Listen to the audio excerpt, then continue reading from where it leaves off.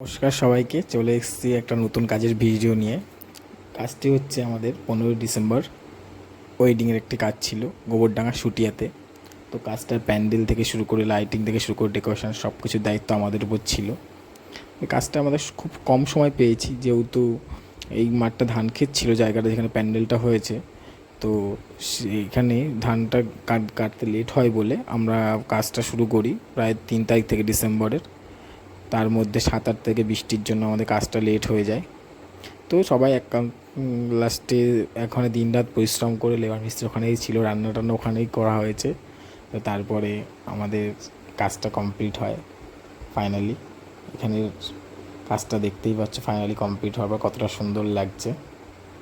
একটা main gate, তারপর পরপর 4টে ওভার গেট ছিল। ওভার গেটটার পর থেকে বাদিকে চলে যাচ্ছি যে এখানে গণেশের জায়গা। তো গণেশের পরে এই সাইড থেকে ছেলে বসার জায়গা আর দুপাশে স্টলের জায়গা, মিডিলে মণ্ডপটা করা হয়েছিল। তো কাজটি কেমন লাগলো সবাই একটু কমেন্ট করে জানিও। আর যদি কাজটি ভালো লাগে তোমাদের স্পেশাল ডেতে অবশ্যই টুইস্টার ইভেন্ট অর্গানাইজারকে বুকিং করো। আশা করছি তোমাদের স্পেশাল দিনকে আরও স্পেশাল করে